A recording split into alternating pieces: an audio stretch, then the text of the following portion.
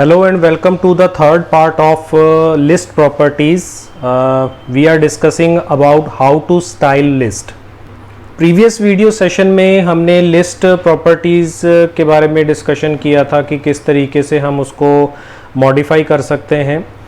आज के इस सेशन में हम बात करेंगे कि अगर हमारी रिक्वायरमेंट ऐसी है कि हमें लिस्ट को रिप्रेजेंट तो करना है लेकिन उसमें बुलेट्स को एज ए मार्कर यूज़ नहीं करना है, तो इस पर्पज़ के लिए हम क्या कर सकते हैं, लिस्ट को अनस्टाइल्ड कर सकते हैं। और इसके लिए CSS हमें कुछ प्रॉपर्टीज़ अवेलेबल करवाता है जिसकी हेल्प से हम उसमें मार्जिन्स, उस पर पैडिंग, ये सारी चीज़ें एडिशनली उस पर यूज़ कर सकते हैं। या फिर इस तरह की लिस्ट को मोस्टली वेबसाइट्स में मेन्यू सिस्टम पर्पस के लिए यूज़ किया जाता है, यानी नेविगेशन के लिए अगर हम इसको यूज़ करना चाहते हैं, क्योंकि उसमें बुलेट्स नहीं होंगे, सिर्फ आइटम्स होंगे, तो उनको यूज़ करके हम मेन्यू विद लिंक प्रॉपर्टी के साथ इसका यूज़ कर सकते हैं। तो चलिए इसका एग्जांपल देखते हैं। सबसे पहले हम इसमें एक प्रोसेस यूज़ कर रहे हैं जिसमें फॉन्ट्स का साइज़ हमने रखा है मार्जिन 0, पैडिंग 0 और लिस्ट का स्टाइल हमने इसमें नन रखा है। और इसमें कुछ फ्रूट्स इसमें हमने लिस्ट के रूप में शो करवाए हैं और आउटपुट के रूप में इस तरीके से रिप्रेजेंट होगा। अगर हम लिस्ट स्टाइल नहीं देते हैं तो प्रीवियस वीडियो सेशन में हमने डिस्कस किया था कि उसमें बाय डिफ़ॉल्ट डिस्क बुलेट्स जो हैं वो एप्लीकेबल हो जाते हैं। तो अगर हम लिस्ट बुलेट्स नहीं लगाना चाहते हैं तो उस पर्पज़ के लिए हम क्या कर सकते हैं कि इसकी प्रॉपर्टी या इसकी वैल्यू जो है वो नन रिप्रेजेंट कर सकते हैं। तो चलिए इसको इम्प्लीमेंट करके देखते हैं। स्टाइल के अंदर हमने UL HTML टैग एलिमेंट के लिए फॉन्ट साइज़ जो है वो इसमें स्पेसिफाई कर दिया 22 पिक्सल्स। और फिर उसके बाद मार्जिन हमने 0 रखना है चारों तरफ से। तो अगर हम एक ही वैल्यू देते हैं तो इसका मतलब ये है कि इसमें जो वैल्यू आएगी वो चारों तरफ के लिए अप्लाई हो जाएगी। सिमिलरली पैडिंग लेफ़्ट जो है वो हम इसमें 0 स्पेसिफाई कर रहे हैं। और फिर उसके बाद जो लिस्ट का स्टाइल है वो हम इसमें नन रख रहे हैं। तो ये हमने एक स्टाइल बना लिया है और इस स्टाइल को हम क्लोज़ कर देंगे। फिर उसके बाद हेड सेक्शन को भी क्लोज़ किया जाएगा और बॉडी के अंदर हम एक लिस्ट क्रिएट करेंगे, अनऑर्डर्ड लिस्ट।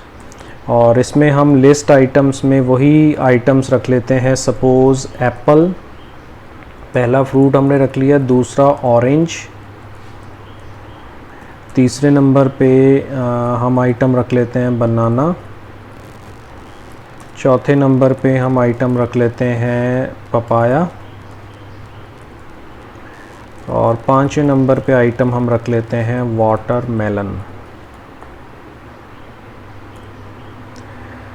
तो ये आइटम्स हमने स्पेसिफाई कर दिए और लास्ट में हम क्या करते हैं, HTML को क्लोज़ कर देते हैं। अब इसको अगर हम आउटपुट के रूप में देखें तो हमारे पास 28 नंबर ये इसमें देखिए लिस्ट बनी है। तो इसके आगे कोई भी बुलेट अप्लाई नहीं हुआ है और एक नॉर्मल लिस्ट की तरह हर आइटम एक अलग अलग लाइन में रिप्रेजेंट हो गया है। ये इसका पहला फॉर्मेट है। फिर उसके बाद दूसरे नंबर पे आता है कि अगर आप इसे इनलाइन स्टाइल में यूज़ करना चाहते हैं। इनलाइन स्टाइल का मतलब है कि हमें आइटम्स तो लिस्ट के रूप में ही रखने हैं लेकिन हमें उन्हें एक ही लाइन के अंदर रिप्रेजेंट करना है अलग अलग सेक्शंस के रूप में, जो कि मेन्यू सिस्टम में यूज़ होता है, जिसको हम इस एग्जांपल के थ्रू समझ सकते हैं। तो यहाँ पे भी हमने लिस्ट स्टाइल 0 रखा है, लेकिन जो लिस्ट आइटम्स हैं UL के अंदर जो हम लिस्ट आइटम्स यूज़ कर रहे हैं टैग, उसमें हम डिस्प्ले का जो स्टाइल है वो इन लाइन ब्लॉक में स्पेसिफाई कर रहे हैं। तो इसको अगर हम इम्प्लीमेंट करके देखते हैं मेन्यू सिस्टम के एग्जांपल के फॉर्मेट में, तो इस तरीके का आउटपुट आएगा। यहाँ पे ये पहला आइटम है और ये दूसरा आइटम है, ये तीसरा आइटम है। ये एक ही लाइन के अंदर डिस्प्ले हो रहे हैं। तो इसको अगर हम प्रैक्टिकली इम्प्लीमेंट करें तो इसी फाइल को हम सेव एज़ कर लेते हैं और इसका वर्जन नंबर 2 रख देते हैं और .html से इसको सेव एज़ कर दिया। यहाँ पे बाकी सब कुछ सेम रहेगा, सिर्फ हमें एक जो और आइटम यहाँ पे बनाना है UL के लिए, जो नेस्टिंग स्टाइल्स हम प्रीवियस वीडियो सेशन में हमने डिस्कस किया था, उसके बारे में हम यहाँ पे यूज़ कर रहे हैं। लिस्ट आइटम में हम क्या कर रहे हैं, डिस्प्ले जो इसका टाइप है उसको हम रख रहे हैं इनलाइन ब्लॉक, ये हमने इसमें स्पेसिफाई कर दिया।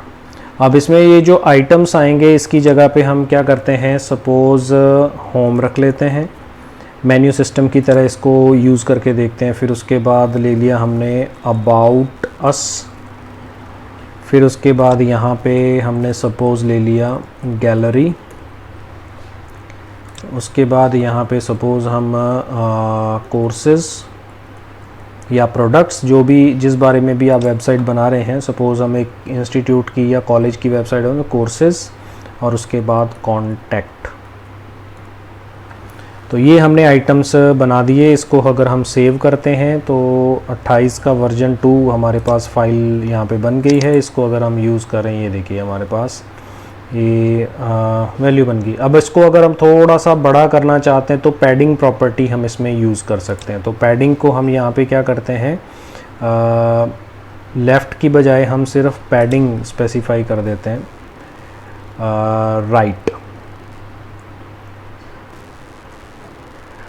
राइट पैडिंग में हम इसमें 20 पिक्सल्स रख देते हैं, सपोज़ 20 पिक्सल का गैप दे देते हैं। तो इसमें थोड़ा सा इफ़ेक्ट आपको नज़र आएगा लेफ़्ट एंड राइट में। यहाँ पे लेफ़्ट साइड में, राइट साइड में इसके अंदर ये प्रॉपर्टी स्पेसिफाई हुई। ऐसे ही अगर हम लेफ़्ट पे भी इसको इम्प्लीमेंट कर दें तो यहाँ पे हम क्या करते हैं, पैडिंग लेफ़्ट, और इसमें भी हम क्या कर देते हैं, 20 पिक्सल का गैप दे देते हैं।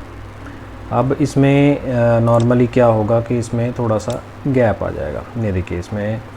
तो इस तरीके से हम इसकी जो वैल्यूज़ हैं उसको थोड़ा सा मॉडिफाई कर सकते हैं अपने अकॉर्डिंग। मार्जिन्स अगर हम देते हैं 10 पिक्सल्स का मार्जिन अगर हम इसमें स्पेसिफाई कर देते हैं तो भी हमें कुछ चेंजेस इसमें देखने को मिलेंगे। तो ये मार्जिन ऊपर से 10 पिक्सल हो गया, इधर से भी 10 पिक्सल, थोड़ा सा गैप आ गया। तो इस तरीके से हम इसमें इम्प्लीमेंटेशन जो है वो अप्लाई कर सकते हैं, अपने मेन्यू सिस्टम को इम्प्लीमेंट कर सकते हैं अपनी रिक्वायरमेंट के अकॉर्डिंग। तो इस वीडियो में फ़िलहाल इतना ही। आने वाले वीडियोस के अंदर हम कुछ और टॉपिक्स के बारे में डिस्कशन जारी रखेंगे। Thank you for watching this video and always stay blessed.